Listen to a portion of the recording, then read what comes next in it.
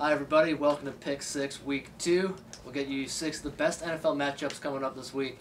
The long-awaited debut of Munich Stadium as host is going to have to wait because he has a night lab while we're filming this, unfortunately. I'm filling in instead of being on the panel this week. Anyways, without further ado, let me introduce you to the panel for the week. What's up, everybody? I am Ben. I'm David. I'm 2-0, and I picked the Redskins to win last week. I was right. And I'm Mike, future Rookie of the Year here. Just let's see. Well, we had a little bit of trouble getting through those introductions without laughter, but hopefully we won't have any problems going forward.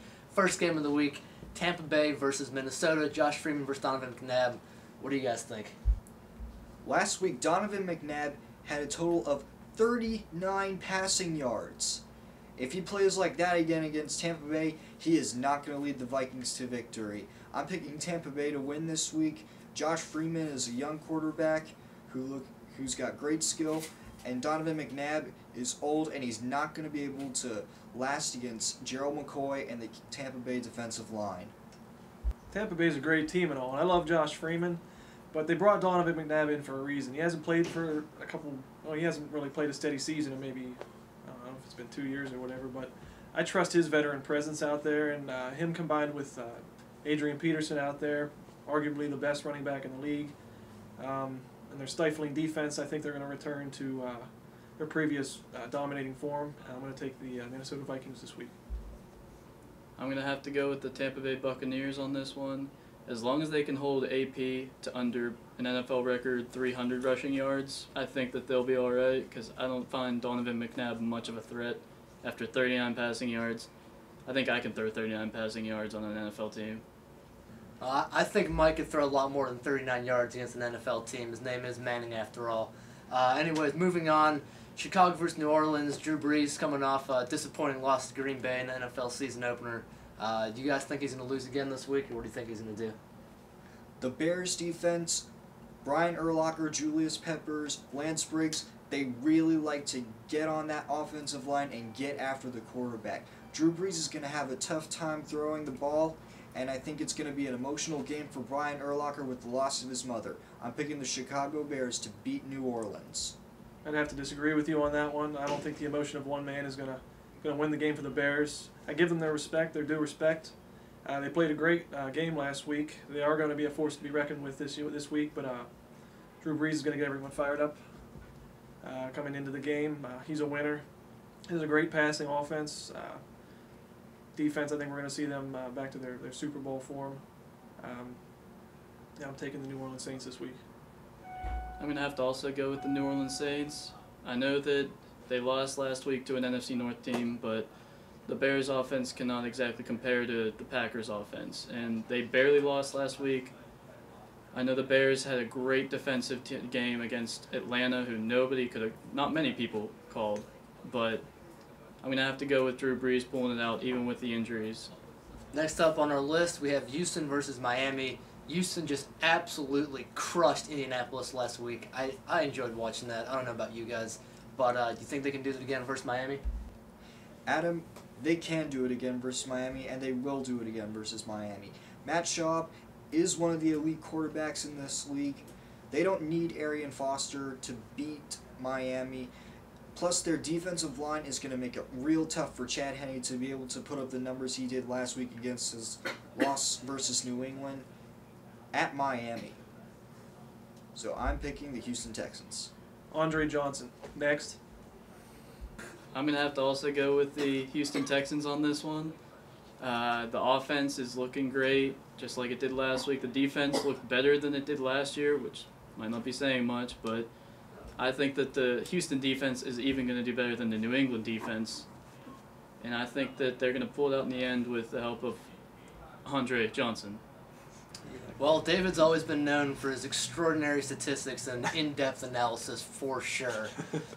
Next game coming up, San Diego versus New England. I personally have no idea whether San Diego's going to be able to stop Tom Brady after what he did last week. 517 passing yards. Holy shit. Anyways, moving on. This is a game at New England. San Diego has no chance after what Tom Brady did to Miami in Miami. New England's home record during the regular season, They have been undefeated at home for God knows how many games. And with 517 passing yards last week at an away game, San Diego's going to get crushed. I'm going to have to take the San Diego Chargers this week. I know the Patriots are going to be at home, and Tom Brady put up some spectacular numbers against Miami's defense. Miami's not really known for defense ever. I don't really consider that a milestone, to be honest with you. I'm taking Phillip Rivers and the San Diego Chargers. I'm going to have to go with the Patriots on this one. I might hate having to do it, but after seeing Tom Brady's almost record-setting performance, and then I know that they let 400 yards to Chad Henne, where Phillip Rivers is probably going to, maybe double that. But I just think that the big thing is the loss of Nate Kading for the year. It's the kicking game was really solid for San Diego, and now it's just a big question mark. I just don't think they could do it in New England. Well, you heard it here first, guys. Play Phillip Rivers on your fantasy team this week. He's about to put up 800 yards on the New England Patriots. Next game, Philly at Atlanta. Big storyline here. Michael Vick returning to play his team again. You think he's going to get the better of them? You think, what do you guys think? Well, Adam, I think that this is going to be an emotional game for the Falcons, and they are known for having a very superb home record during the regular season, like New England. Matty Ice is called Matty Ice for a reason. He's very clutch when he is at home, and they are going to beat Philadelphia and this so-called Dream Team. I think the Dream Team's going to take it this week. Mike Vick doesn't really have much to prove anymore. He's just going to go out there and play his game. He's not cocky anymore. I think he's got his stuff together, and with a great team around him, a great set of wide receivers to throw to, and a great defense. I think he's going to go take it in Georgia Dome this week. I like the Philadelphia Eagles also. Michael Vick, it's the different kind of emotion game here. There's no bad blood on either side. The Falcons were happy that they had Michael Vick. They're okay that he's gone because they have Matty Ice now.